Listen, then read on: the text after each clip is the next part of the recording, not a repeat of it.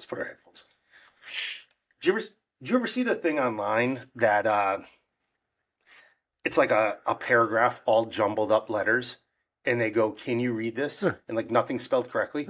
And at the end of it, it says, if the first letter of a word and last letter of a word are the correct letters, that certain people's mind could make out. And like the one time I just read the whole thing, and I was like, "What's wrong?" Then you look back and you're like, every single word, like if it's just two letters in the middle that are backwards or different letters, I was amazed by that. Yeah, that was the day I realized I am smart.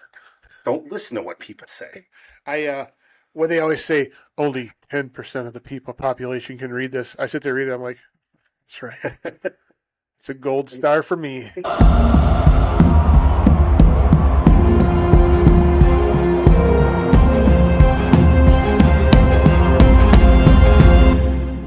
All right, in this episode, we are going to be talking back around Camp Randall and the Badgers. But before we get there, we want to bring up a story that occurred with us with a friend of ours.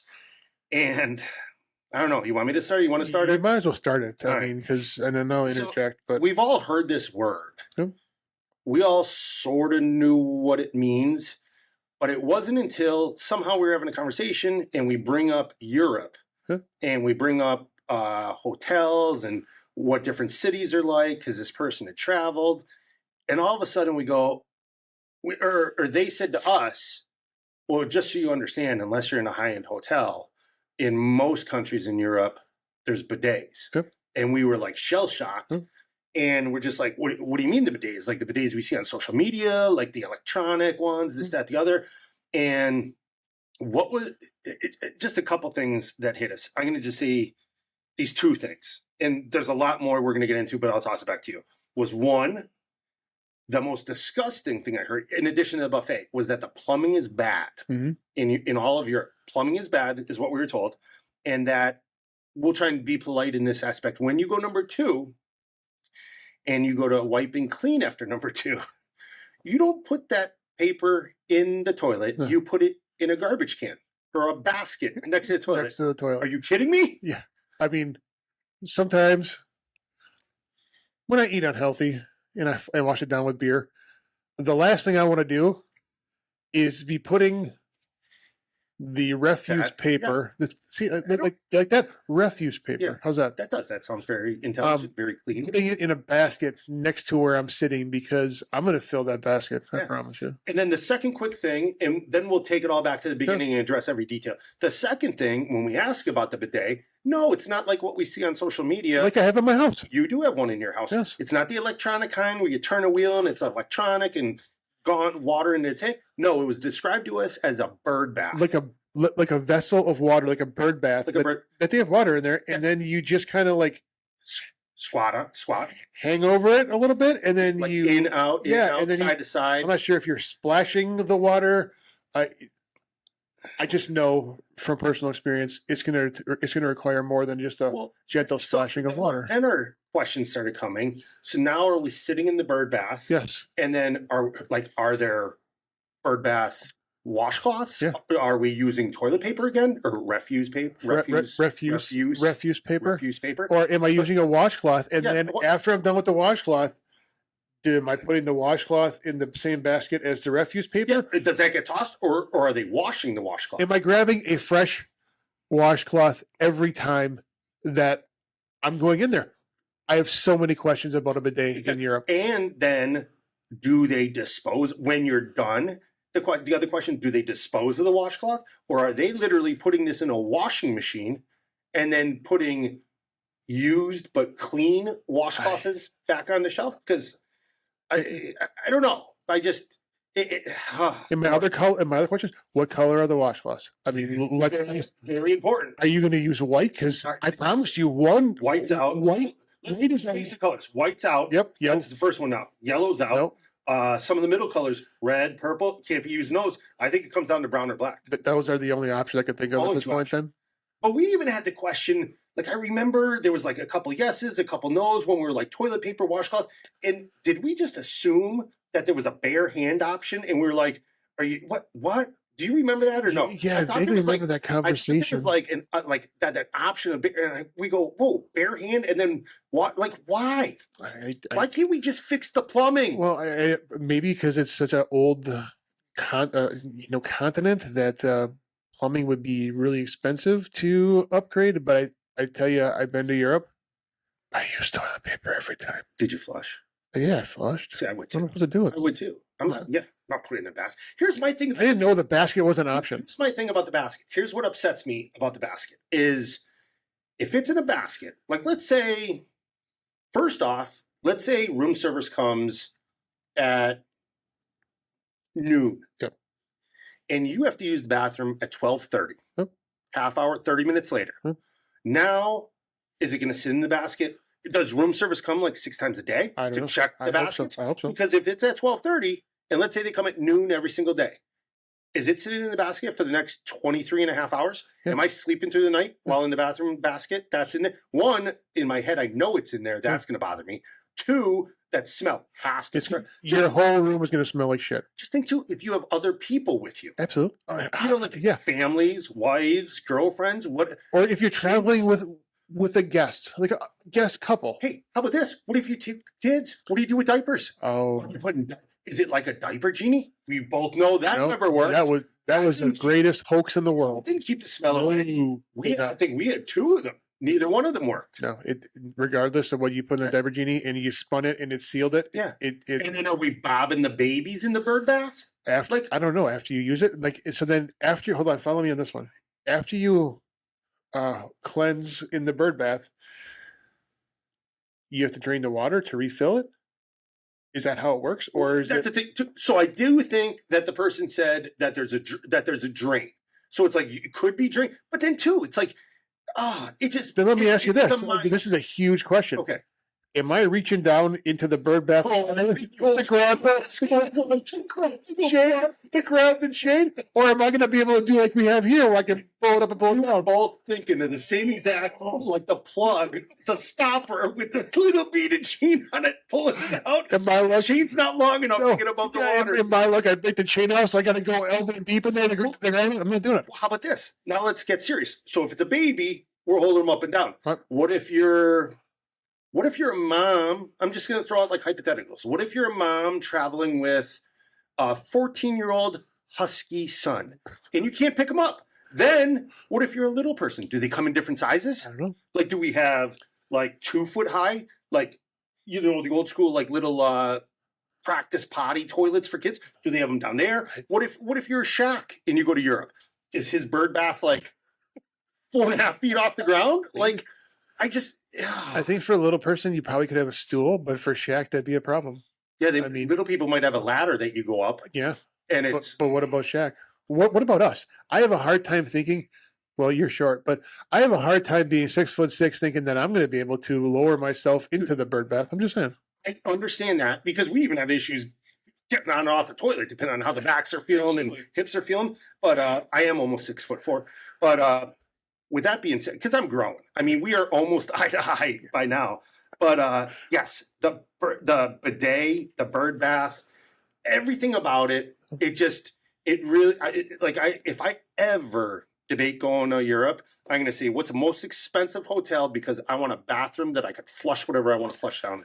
Or I'm going to just do what you do and just flush it down anyways. Yeah, I just flushed. And then another thing about Europe too. So we went to Europe, me and my wife, and like nothing is for us our size. The vehicles are all tiny. We even said the roads are tiny. The vehicles are tiny. The roads are tiny. Like everything. I went into the shower in a hotel, and it was the size of a coffin for a normal person. Yeah. I had to basically step into the shower, leave the door open, wash half of me, and then step out, rotate, not even face the shower, and then wash the other half of me because I did not fit in the freaking shower. Not only was I too tall, my shoulders, I couldn't close the door. My wife thought it was very comical that I did not fit in the shower. And it's a very small place for small people. And I had a hard time navigating it. Did not remember the bidet. I'm sure it would have been very difficult for me with that shower, but as well. But yeah, the only thing I would look for, because of my height, but the only, just I'm tall too. Or because I'm taller than like 95% of people in this country. country. You couldn't close the door because your ass was in the way. Ouch. I mean, ouch. Okay. The ass has got you places. Your ass is not a bad thing. Mrs. Ferrario said that I'm husky, and I'm a husky boy, and that's why I'm a little bit bigger.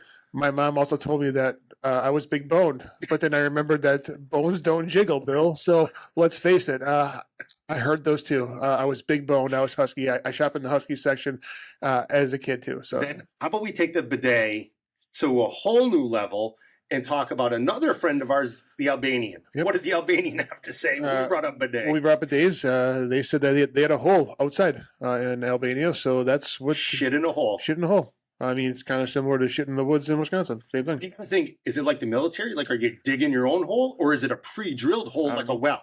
Is it pre-drilled down like 40 feet? But then do you take a shit and then put like a shovel load of dirt on top just to layer it so it's layered all the way I think because you got to get fumes after a while. Well, I think here's the deal. I think I would rather dig my own hole so I can make it than go in someone else's hole. Yeah, I would rather dig my own hole. I can make it as wide as I want. I can make it as deep as I want. But even that, I think there's difficulties in that because you got to think now. Let's be real. We're not just pulling the pants down like you're on the toilet. Like you got to strip down bottom. Yeah, you got to take the pants to take everything off.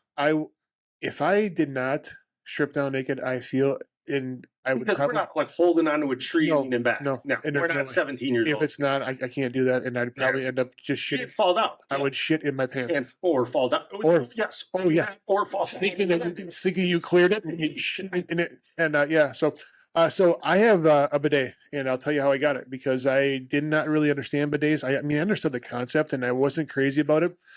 Some of our friends over at Student Transit, they were talking about the bidet that they have in their facility, and I said, okay. And he said, I have one for you. And I said, you bought me one? He's like, no, I bought an extra one, and I want you to try it. And I'm not going to lie, I hooked it up. I was skeptical. I was very skeptical about it. And the idea of a jet of stream of water at that velocity entering me made me scared. And I'm like, well, is the water going to come out of my mouth? Because that was a concern of mine. Like, holy cow. And I test fired it. And the velocity of the water that came out of there was intimidating, to say the least.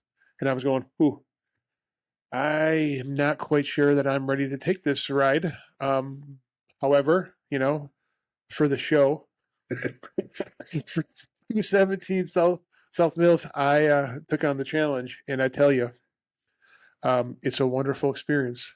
And I can only identify it as it's a shower in the middle of the day. And I would definitely recommend a bidet to anybody here. I know it sounds, I'm in the same boat. I can hear what you're thinking, audience here. Like, gross. It's disgusting. Like I tell you, it's got a self-cleaning thing.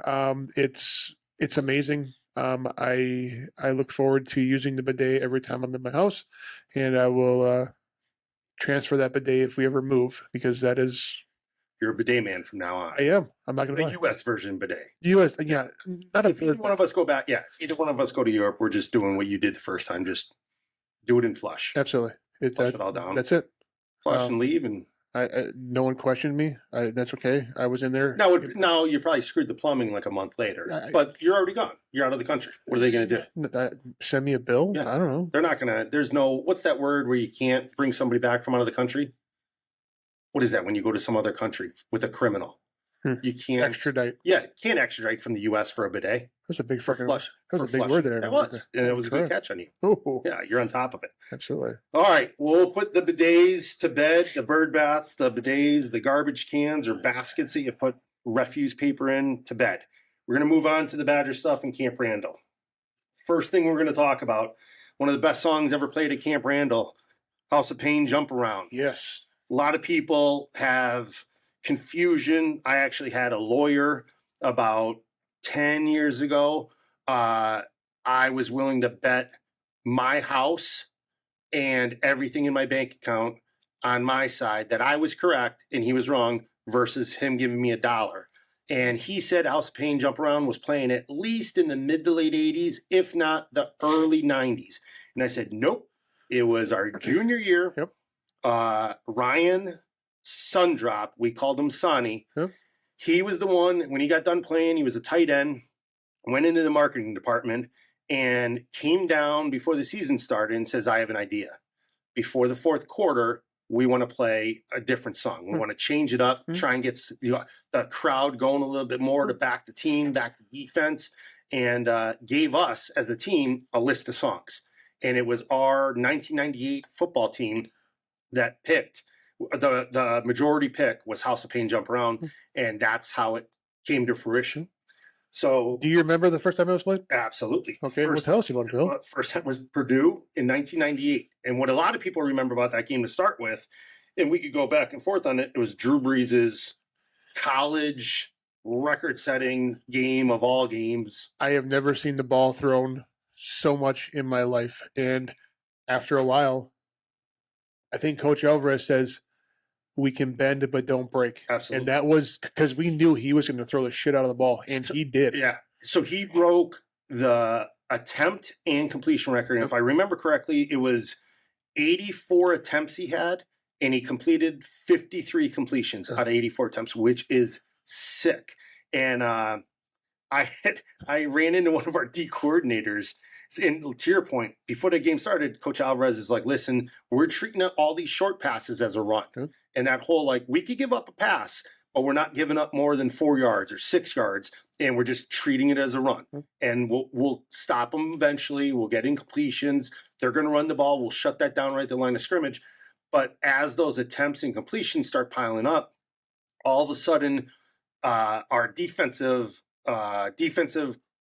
corner or defensive back coach, Phil Elmation, he's up in the box, and Coach Elmation, a lot of people throughout college football don't always agree with them, and he's been to a lot of different teams. And I think, I don't know, this is rumors, but I think a lot of it is his mentality, thinking like, even though he's a DB's coach or the D coordinator, whatever positions he's held, that it's more his way when it needs to be the head coach's way. But we had 2 lockdown corners that we're going to get to later in Eccles and Fletcher. Mm-hmm. But in the fourth quarter of that game, Coach Elmation told me years after we were all done playing, I asked him, I go, what was your opinion about that game? And he goes, Billy, because we all know the D-backs coach is up in the booth every game. Mm-hmm. He goes, Billy, after the third quarter of the game, I took the elevator down and I was on the sidelines. He goes, Coach Alvarez looked at him and he goes, what the hell are you doing down here? And I guess Phil looked at Coach Alvarez and goes, there ain't nothing more I could do up in the booth. So I want to come down here and see it firsthand. So just left the booth and like gave up coaching. That was just like, I want to watch it in person. Right. So when that fourth quarter started, the student section went nuts. Hmm. It was just like we always know the student section to do. It was like just that bounce in motion. But the rest of the stands, arguably 60,000 other people, were just staring at them in awe. Cheering them on maybe, but staring. Nobody was really jumping up and down. Nobody was singing along. We go from Purdue, we go on the road to Michigan, come back, we're playing Penn State, and we have to beat Penn State to go to the Rose Bowl. We got Mike Samuel at quarterback, we got Chris Chambers receiver, Nick Davis, obviously Ron Dane, and we start manhandling them. This is a game, if we hadn't talked about it, Mike Samuel, I always brag, like everybody does, toughest quarterback that I ever met. Mm-hmm. He lowered a shoulder on a 3rd and long draw and knocked LeVar Arrington out of the game, dislocated his shoulder, and LeVar to leave the game. I made sure to remind LeVar that when I played for the Redskins later on in my career. He's like, who's Mike Samuel? I'm like, Mike Samuel is the motherfucker that knocked you out of the Penn State game. That's who Mike Samuel is. But in right before the fourth quarter of that game, when Jump Around came on, and, I'm not trying to rip on Badger fans, but there was no game I've ever seen on TV or in person that replicated that Penn State game. Now, granted, there was a lot on the line. Ron's running like crazy. Everybody knows he's about to be a Heisman winner. If we win the game, we go to our first Rose Bowl. And when they played House of Pain Jump Around, if there was 70,000 people in that stadium, 70,000 people were jumping up and down at the same time. And I've never seen it. Nowadays, people are pulling out their cell phone cameras. That's the thing, too. Back then, 98, people didn't have cell phone cameras. No. Nobody's recording stuff. Somebody might take a picture with their camera, but they're not recording. Today, it's like half the stadium wants to stand and record. Right. They're singing it and recording it. So that's why you just don't see it the way we saw it that day. Just everybody was jumping up and down. You felt it on the turf. You felt it, just the ground shake. Everything shook. And I'm not sure if this is true, and someone can look this up. Somebody said that it actually will register on a seismic Richter, I don't say Richter scale, I don't even know what it is, but whatever picks up vibration. Like, I'd say very similar to Richter scale, like an earthquake, that type of vibration. Will pick up the jump around, and actually like significantly further away from the stadium than you think. Like something like 2 or 3 miles. Yeah, something ridiculous. You're going, holy cow, which would make sense. And if you also recall, after the first 1 or 2, they tried to shut down jump around because we weren't quite sure that the old girl Camp Randall was going to be able to hold up, under that kind of stress. And they've had that. What was the song? The Beer Barrel Polka, right? Yeah. The Budweiser song. They had that back in the day where they had the Army Corps engineers come in and check the upper deck.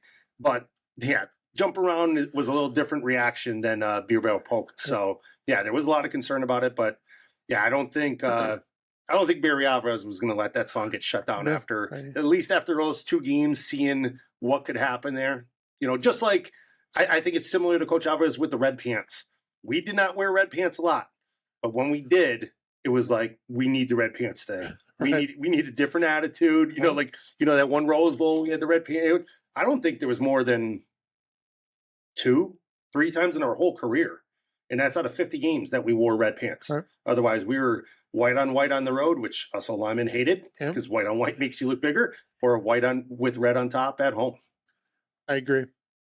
I'm trying to think of, it's interesting. When you're in the field, you don't think of all the things that are happening around you in the stands because you're so focused on the game. Like you don't feel cold, you don't feel, you don't feel hot. You're just focused on your craft.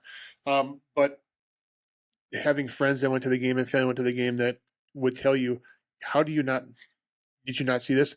But jump around was one of those where it definitely caught your attention. And it would, like, here's the difference too, where, and we, once again, we say difference in eras, difference in teams, that what we knew, we're not going to react to it. Where teams today, they start dancing around, stuff like that. The opposing team starts dancing around, jumping around, which is easy. Exactly. But they know it's coming, just like we knew the Iowa locker room was pink. Yep. We knew Michigan State didn't have stalls on their bathroom doors, which if we didn't talk about that in the past, we'll address that at some point. But you know what's coming. In our years, when we played jump around, because it was invented during our years, that opposing team, they couldn't listen to their coaches. They were just standing there like shell shocked, like what is going on right now? They didn't expect it. They've never seen a stadium erupt like that. The song does it. It's just dun, dun, dun, just the opening and of it. All of a sudden, place goes absolutely insane. If you haven't experienced it, you can't put it into words. I promise you, TV does not give it justice. No. It's something that is unbelievable. I still think about it. Get chills when it happens. Absolutely.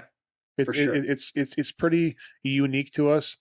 I also read or heard that it used to be like one of the top 3 traditions in college football, and I heard we dropped a little bit with jump around. So I don't know. Yeah, but I still think it's good. Absolutely, can't change it. No, can't change it at all. All right. So another thing, the student section. Before we hit that, we should. Oh, yes. Yes. Sorry. Well, thanks, Bill. No problem. So we have a brand new drink. First time that we're launching it here is in May. It's called the Lavender Buzz. Lavender Buzz. And Lavender Buzz. It features our white coffee, lavender syrup, and topped with honey. So people ask me, what is white coffee? Here's what it is. I promise you it's 100% coffee, and it is not treated with chemicals. It is not bleached. It is all natural. It doesn't have that really deep roasted flavor. Some people love coffee. Some people hate it because of the way it tastes. If you like caffeine and you want an actually healthier source of caffeine other than, Red Bull or any of the other drinks that aren't great for you, and I can't rip on them because I also drank them when I was in law enforcement to stay awake. So, but this has that more of a smoother, nuttier flavor. It's got more caffeine content. And so you can get a buzz from the caffeine or the buzz from the honey. You like that? I like that Twofold. little Twofold. There you twister go. there. And I'm telling you, when you start off with that lavender buzz, I want like a bass jazz guitarist behind you playing in the background. The lavender buzz. All right. Well, I'll let you take it off with All right. what you brought up before. I'll just give you the segue to what we didn't know happened inside of games. And to your point, it's like you said, you're so focused that you're like, we weren't allowed to look in the the stands. You don't turn around. Are there girls? Where's mom and dad? Like, you're not allowed to do that. No. When you're on the sidelines, you're getting mental reps. You're trying to help guy. If you're a backup, you're trying to help the starter. You're trying to see something, trying to pick something up. You're trying to coach them up. You're running and getting the papers with the picture, or the dry erase board to help the coach get the next defense lined up. And the last thing I ever wanted to do is if you're caught on the sideline on camera, looking in the audience or not paying attention. Are you freaking kidding me? You'd be running until you die. I kept my damn helmet on. Take out my helmet. Somebody yelling behind you, Joe! You ain't turning around. Not turning around. Your buddies from Scranton screaming. You're not turning around. Hell no. Because if you get caught turning around on camera, well, we talked about that the one episode. My buddies from Scranton got on the field. And they were standing, this was before the game started, they're standing like a foot outside of the end zone while we're doing our O-line drills yelling, Ferrario! And I'm just like, I ain't turning around. This is a big game. It's 2:30 kickoff, ABC, Ohio State. Not turning around. And Hughes was like, who the hell is that? I don't know who they are. No clue. I think they're reading the back of my jersey. No idea who the hell they are. Anyway, so the funny thing about the student section, and my mom tells me the story. If you knew my mom, this is hilarious. So my parents did go to Madison. Like, they came down for the game. That was a big deal. Like, we didn't have a tremendous amount of money, but coming down to the Badger games was pretty unbelievable. I'm pretty sure my dad didn't like all the traffic because I heard about it. But again, I don't like traffic either, so I agree with my dad on that one. But in the stands, my mom asked me after the game, like, do you know what the student section is saying? And I said, I have no freaking idea what the student section is saying. I have no clue. And my dad kind of chopped, and she's like, well, I was sitting in the stands and I was watching the student section and they were saying something, and then the other section would respond to them. And I'm like, okay, it's a football game. And I agree with you. Never knew any of this went on. Never comprehended it. Yep. And she's like, so I asked your father what they were saying because I couldn't quite make it out. And I can picture my mom and dad in the stands, and my mom leans over to ask my dad, and he's like, what are they saying? And my dad kind of gives her a weird look. He's like, well, you asked. He's like, well, that section over there is saying, fuck you. And it's responded by, eat shit. And it goes back and forth the entire time. And my mom goes, they are not. And then she looks at him again, and she's like, oh my gosh, they are. And my dad's like, yeah, obviously, how do you not know that? See, like, and that's something too. And if you recall, you couldn't hear it in the NCAA video games. But there would be, yes. But you could, there was the chance where you could, holy crap. And they wouldn't say the words, but you knew the tones that they were saying, and it was in the NCAA football. Absolutely. It was awesome, and still never get our NIL money for that. Yeah, we probably should get $1 million each for that. I agree. But even on TV, I remember. So after I went to a game, I think before I went, some of my family told me, like, you'll never believe this. Like, during the game, they say, "Fuck you, eat shit," back and forth. I'm like, get out of here. And I would try and pay attention. I try and say to myself, pay attention to listen for it. Then obviously the game starts, and you're not thinking about that. But I remember after I heard it once live as a fan, and then I'd watch Badger home games that I didn't go down to in the stands as a fan, you could hear it at times on TV. Yeah. The funny thing when you hear it on TV, that it's quiet enough that the TV announcers either didn't understand what they were saying or just tried to play it off like, oh, the student section is saying something back. We can't really make it out. Although I'm like, my volume's only on volume 14 and I could hear, fuck you, eat shit. Right. Like, I don't know how you can't hear it, but if you're playing it off for your network, good for you. I think the other funny thing too, that I believe it was another thing is my mom recalled is she's watching the game and she sees something get thrown over the top of the stadium. It works its way through, and my mom's like, oh my God, they just threw somebody over the top. And my dad's like, that wasn't a person. that was actually an inflatable penis that was being passed around the stadium, and my mom caught the last glimpse of it as something gets thrown over the top, and she thought it was a person, and my dad was there to guide her correctly into what she actually saw. So here's another chant that the student section does, and if there's any students that sat in the student section that want to explain a little bit more, is the "Oh sucks." Yeah. So they always go, "Oh sucks." Yep. Why is it always section O that gets ripped on? Like, I feel like crap if I'm sitting in section O. I know that they don't get assigned seats; they just file it's from a song. It's from a song from the '80s. Like, the whole premise of the thing is like the chorus is like, "Oh," and then they just interject the "sucks." But it is from a song. Playing an actual song. They're actually playing a song. Okay. Yep. And then when they go, "Oh," then they add sucks. And then they add the sucks. Till this day, I was confused. Like, why can't P suck or S suck or the other students? Now we learn. See, this is how we learn. This is how we remember things. Makes a lot of sense. Absolutely. And then Sweet Caroline.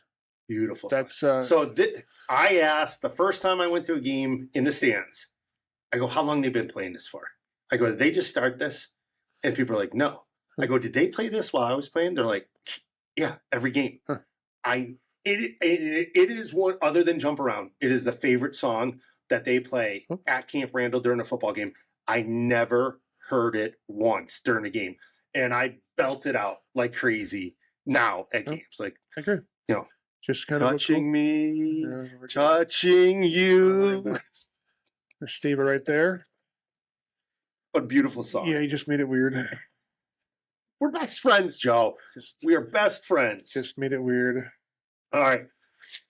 So we're sort of on a lot of stuff with 98, and we've talked a lot of offense. We did bring up Coach Alvarez, our defense, and we just sort of want to give our defense some props during this segment. And I think if you want,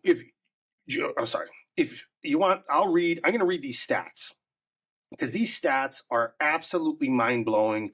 It's based on the 99 Rose Bowl, 98 season. These stats came from. So defensive, and these are NCAA stats, not Big Ten stats. Scoring, we were number 1 in scoring in the nation. We scored 10 points a game. Yep. That's unbelievable. Our defense averaged 10 points a game. Yep. That is sick. That is, if you think about it, how hard it is to intercept, etc. And to return the ball. Yeah. And interceptions is awesome. Yeah. But then to score points on top of that is so freaking difficult to do. But it became almost for us on offense when we were struggling and couldn't move the ball. Well, defense is going to come through for us. Fletch is going to pick 6-1, or Eccles is going to get a pick, or Nick Davis is going to return one to the house. Like, that was given. If we were down like 13-6 going into half, well, we know our defense is going to pick up some points. Yeah, it was just such a huge 10 points per game. Astronomical. It is. I almost wonder where that ranks throughout the history of defenses, because that either has to be the top or near the top. I don't think there's a defense that averaged, at least in my mind. I could be wrong. Prove me wrong if you know. Somebody's going to prove you wrong. It comes with a list of like 2017. Somebody will, but I want citations. I want to know where you got. I just don't want you typing in the comments like so-and-so, this much average. You got to cite them, but 10 points is average. Rushing defense, we ranked 3rd in the country. We only averaged for the whole season giving up 89 yards. Right.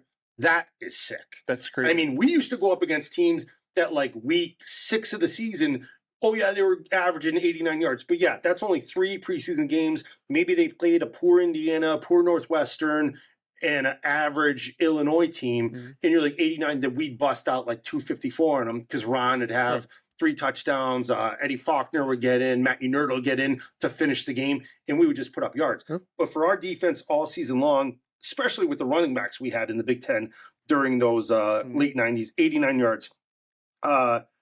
Total defense, number 5 in the country, only giving up 270 yards. Passing and total. 270 yards on average total. And passing alone, number 6 in the country, giving up 180 yards average per game. Just absolutely blows my mind with that defense. But let's talk about the roster. And we could actually, we knew how good they were because we banged heads with them every freaking day. Absolutely. Like, that's the thing. Like, for us, it wasn't a surprise.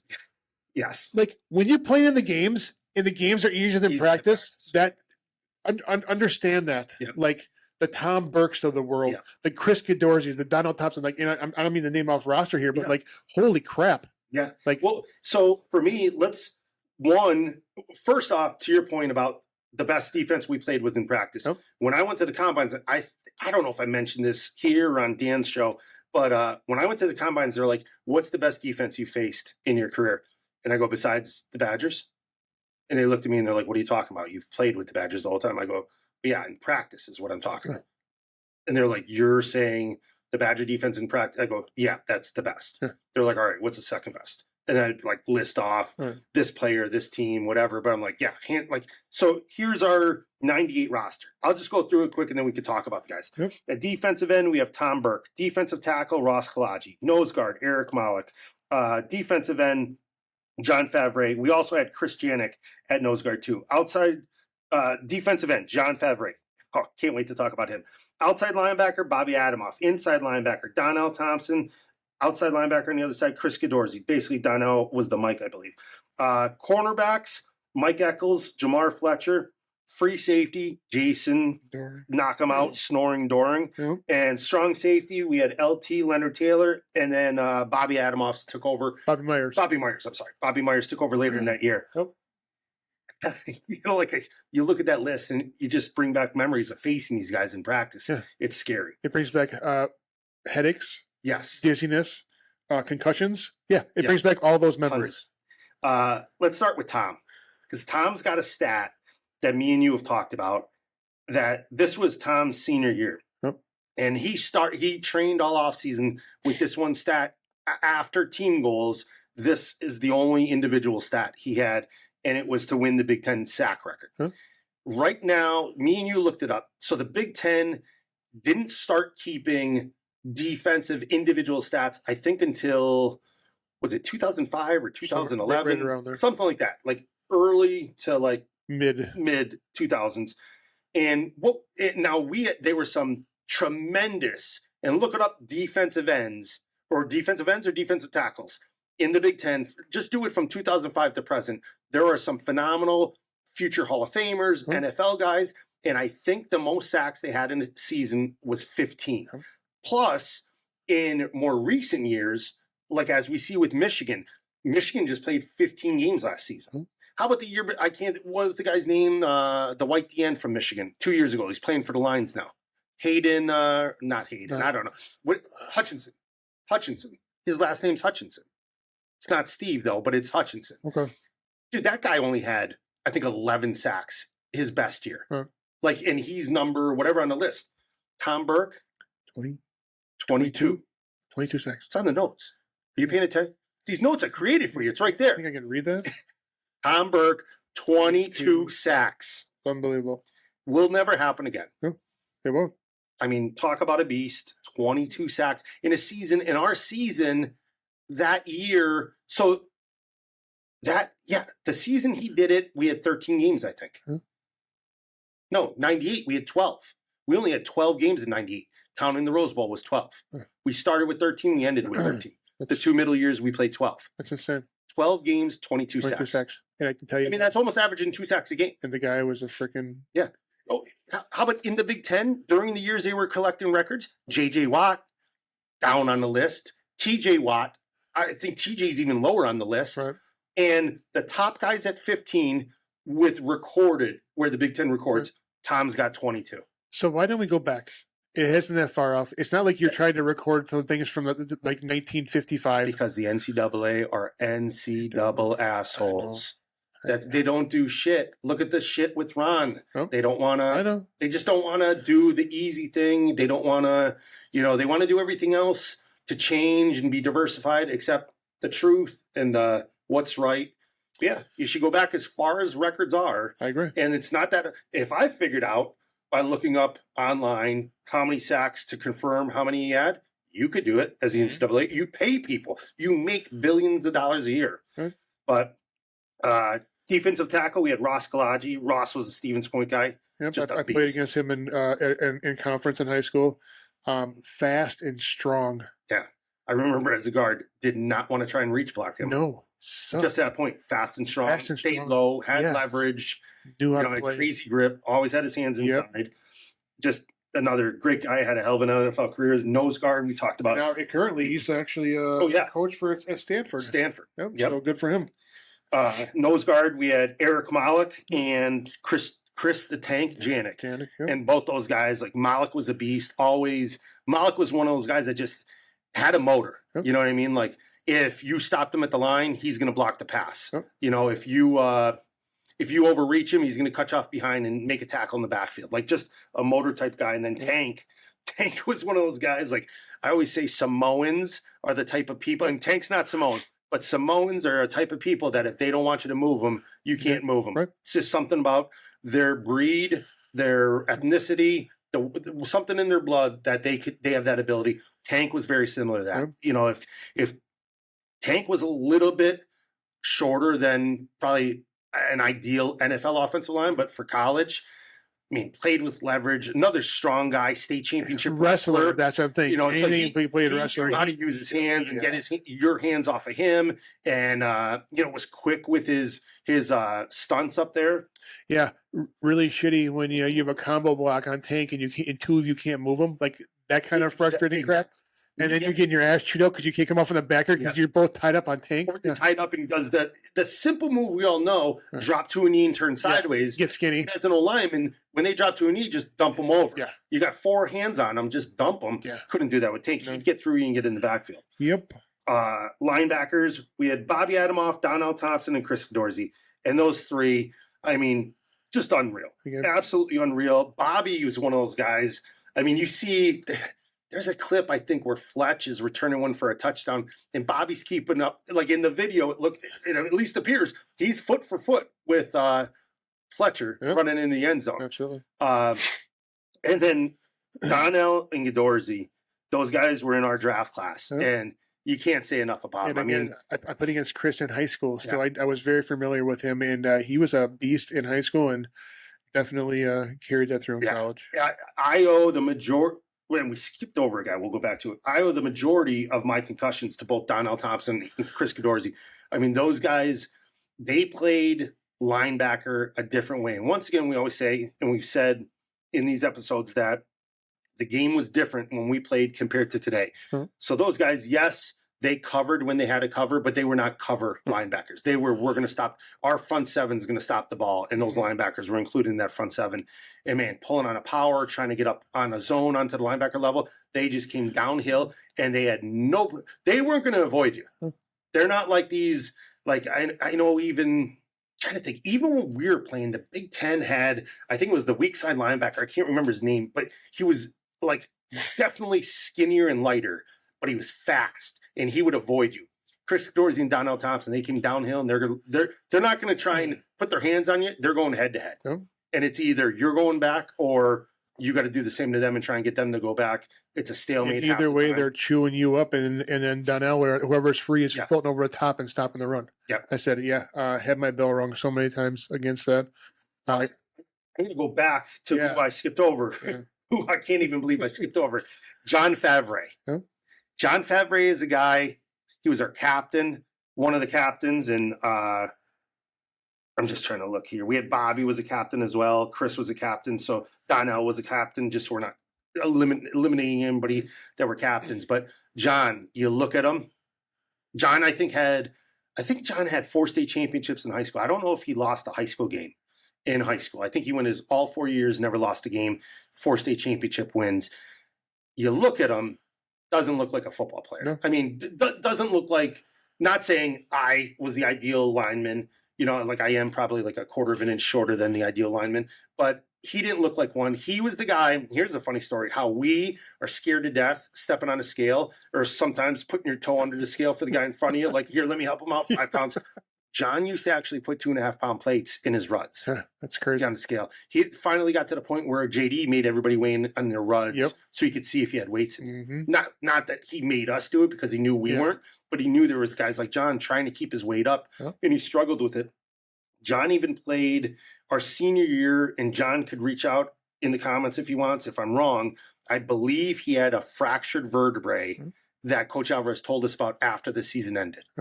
And John Was it you that told me that he would lay down on the sideline? Yeah. Was that you saying that? Our senior year, when offense was on the field, he'd be like laying down trying to heat his back or stretch his back just to be able to get back out there, and just had a motor. Never didn't stopped. stop. And, he was just intelligent about the game. I think he knew, he didn't set records in the weight room. I don't even believe he set records with speed, but he just understood so much about the game that he needed to understand. He just outworked people. So if you were going to get lazy, he's going to outwork you. If you're going to do an average technique, he's going to knock your hands down and get around the corner or make you open your hips and then cut back inside or spin back inside. Just never, ever gave up. And I got concussions against him, talking about him with playing the end and having to do a counter to his end. He ain't going to try and avoid you. No. He's not going to try and just brace a leg. No. He's coming face first, putting his nose into your nose and saying, move me. Yep. And he's going to electrocute your ass, and just like you're trying to do to him, which is unusual. Usually defensive ends would try to sidestep you or give you the wrong shoulder, wrong shoulder and go inside like that, but not Favs. Yeah. So let's move on to, we'll save corners for last. Let's move on to, we'll put Doring, LT, and Bobby Myers in the safety category. Doring was our free safety, and Strong was LT and Bobby. So Doring, another guy that my hardest hit was sorry, Jason Doring electrocuted my ass in practice. Yeah, I came around, and I think it was on a handoff. I'm pulling around the corner. I didn't see him. I'm looking inside for a linebacker, and I remember seeing the linebacker, and all of a sudden I see the sky, and then I saw the turf, and like he lit my ass up. I came to, and I'm looking up, and there's Jado standing over me smiling. He's like, I got you. And I'm like, yeah, you son of a bitch, you got me. And he helps me up, and I'm just like, Jesus. Crazy. Ring my fucking bell. Yeah. And different eras again. I'm going to keep repeating this word with this defense because, he would have to change the way he played if he was going to play in this era. We saw him and loved him for knocking guys out. Yeah. He was the type of guy that was on highlights in the morning on ESPN for top 10 hits. Like I remember a guy at Northwestern was snoring on the field after a hit from Jado. I mean, he put people to sleep, and that was his job on our team. And the way cover that defensive backfield, and if somebody catches it or comes across the middle, lights up. And that's the thing. Like you can't play that way now, but it was super effective when we played. Yeah, and I cheered him on. He was. I loved watching Jado play. We shouldn't, and we know his nickname was Jado, and we're going to talk about nicknames in some show. We should have called him the CPAP. Yeah, maybe he's going to make guys snore. I don't think we knew what CPAPs were back then. There wasn't a thing. We probably should have. But LT and Bobby Myers, strong safety. Just LT, just a baller, fast player. Bobby Myers, really smart guy. Bobby actually, I think, went on to get into coaching at least for a little while there. But just two great team players. Bobby, helped. Bobby came in towards the end of the season, helped us win that Rose Bowl. And then at cornerbacks. And these were two guys, Mike Eccles and Jamar Fletcher. These are the two guys on the defense side of the ball where we'll say Nick Davis is special teams, even though for points it's considered defense. These are the guys that we just expected. Yeah. They're going to get a pick. Not that they're going to get a pick. They're going to get a pick six. Yeah. And we'd say that every game. If I heard an O-lineman say that, I'd slap him. Be like, you're sitting on the bench expecting a corner to get a pick six. Yeah. Like most teams might not have 4 picks all season long. I think Fletcher alone, I think he set the and it might have been the NCAA record. I think he had 6 pick sixes in 99. That's crazy. 6 times he intercepted the ball and ran it back for a touchdown. That's insane. Hell, in 99, I think it was against Michigan State with Plaxico Burress. Yep. Where we think we mentioned with Coach. Coach never let our corner switch sides. Right. It was like Jamar was right cornerback and Mike was left cornerback. That game, Fletch asked, "I want to foul Plaxico," and Coach Alvarez was like, "All right, you want to open your mouth, put up or shut up." And he fouled him, and I think he picked him off 3 times in the same game, ran 2 of them back for touchdowns against Plaxico Burress. Yep. Stellar NFL guy, but can't say enough about them. And that's another thing, just to touch base with this defense. My attitude, I always give thanks because I get so many people that come up to me being like, "You were on the Badger line, you blocked for Rondane, you won 2 Rose Bowls," like giving me all this praise, and I'm like, "Listen, don't fret. Like, yeah, I did a lot. I had a really good guy in the backfield, but our defense, like we said right there, averaging 10 points a game. Very our impressive. defense did a lot, and our defense, just like our offense, definitely, and our special teams helped us win those Rose Bowls and all the games we won throughout our career. So absolutely. But that defense, I wouldn't want to play with another defense. No, I mean that defense is. And I think it's super important. The toughest defense we went against, yes, no matter who we played, was our defense. Rather go against any other defense in the Big Ten except for ours. Yep. It's just an easier day. Agreed. You know, especially like going back, like we've talked about seminary, and we keep bringing it up over and over. Yep. You know, goal line live against this defense. You know, where they're like, defense could do anything. Defense could tackle Ron. Defense could sack. At the time, Mike Samuel. But offense, you could do everything. Just don't cut one of the D linemen's legs. Right. Don't go low on their knee. Mm-hmm. You know, or 9-on-7. Yep. Think about that. 9-on-7. Like, it's just crazy that we went up against those guys every single day, and one side's going to win, and it's just a battle, absolute battle. Agreed. And shout out to them. They're just amazing human beings, and we're a hell of athletes. And you know, we talk about how hard we had it on offense as offensive line. These guys laid it out there too for us, and like I said, definitely that camaraderie with. And you think too, like when like people like us say, like iron sharpens iron, or good makes good. Like that defense made us who we were, and we helped make them better because they had to face us every day too. So it wasn't like it was a cakewalk for them; it was a battle on both sides of the ball. Agreed. So I think that wraps up this episode as well. I'll just leave it with, I choose a toilet without a bidet if in Europe, or I'm going to flush. Right. I agree with that 100%. I'm going to flush regardless. I'm not putting my refuse paper in a trash can. No, I'm not doing that. And I didn't do it when I was there. Definitely no trash can. I'm flushing. And for all you people on the bubble about a bidet, I'm telling you, it's like a shower. The American bidet. The American bidet I have. Don't come to my house and use mine. Buy your own. You can buy them on Amazon. I'm not promoting any sort of brand name. But we should maybe promote it and like get a link in the bio or something like that. For the bidet the bidet. Yeah, well, I just attached it. I didn't keep the box. I mean, I don't remember. I don't think maybe look underneath the hood and see if there's a serial number down there. I'm good. I think we're okay. But anyway, I will give it a thumbs up, 2 thumbs up, because I tell you what, 2 thumbs up. And speaking of thumbs up, we have finally figured out why the thumbs up have been on our recordings, and we feel like we have it nailed. You will no longer see thumbs up or fireworks or thumbs down, and we think it's all because of the motion with our hands that we were doing it ourselves. So, or the motion of your nose sometimes looks like a thumb. I mean, it could have been like, is it fireworks or is it thumbs up? All right, folks, we're wrapping it up. We want to thank our sponsors, Cabin Coffee, Altoona, and Pizza Del Rey. We'll see you next time. See you next time, folks. Thank you for listening to Joe and I today. We hope you enjoyed your time with us. If you like what you heard, please give 217 South Mills a 5-star rating on Apple Podcasts. Go tell your friends about us. Like and follow us on Facebook, Instagram, X, TikTok, and YouTube. I'd like to thank Cabin Coffee Altoona for sponsoring us. Everything is always better at the cabin. See you next time. And remember, folks, Red has to run.